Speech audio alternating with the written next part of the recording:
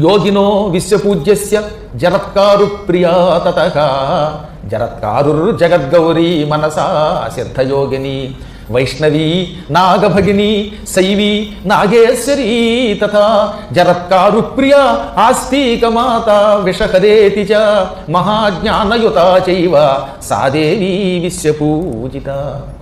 ద్వాదశైతాని నామాని పూజాకాలే తుజ పఠేత్ తస్య నాగభయం నాస్తి తస్య వంశోద్భవస్య చ. ఇప్పుడు 12 నామాలు ఉన్నాయి వరసగా.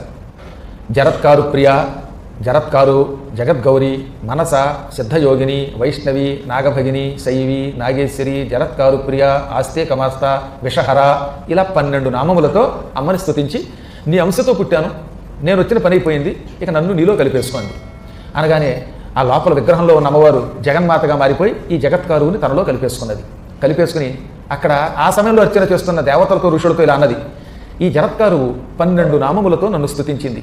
ఈ నామాలు దేవీ భాగవతంలో 47వ అధ్యాయంలో 9వ స్కంధం, దేవీ భాగవత 9వ స్కంధంలో 47వ అధ్యాయంలో ఉంటాయి. అంటే నా అంశతో నేనే రాసుకున్న నామములు ఇవి. చాలా గొప్ప నామములు. అమ్మవారిని చతుర్థి నాడు, షష్ఠి నాడు, ఇంకా ఎప్పుడైనా నాగదేవతలకి సంబంధించిన తిథులు వచ్చినప్పుడు నాగపంచమి అని ఉంటుందండి, అలాంటి పంచమి రోజుల్లో ఈ నామములతో స్తోత్రం చేసిన వాడికి నాగభయం ఉండదు. వాడి ఇక్కడ రాశారు, పూజాకాలములో ఈ 12 నామములు పఠించిన వారికి నాగభయం ఉండదు. తస్య వంశోద్భవస్య చ, వంశం అభివృద్ధి చెందుతుంది.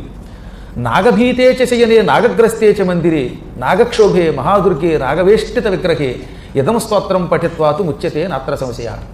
పాముల భయం కొన్ని చోట్ల ఉంటుంది, లేదా నిద్రపోతున్న వాళ్ళకి కల్లో పాములు రావచ్చు, ఒక్కొక్కసారి కర్మకాలి పాములు పొట్టల దగ్గర పడుకోవచ్చు, లేదా ఏదో రకంగా నాగదోషం రావచ్చు. మన పొలాల్లో కూడా పాములు తిరుగుతూ ఉండడం వల్ల మనకి తెలియకుండా వాటి వల్ల గండమో వాటి వల్ల మనకు గండమో రావచ్చు.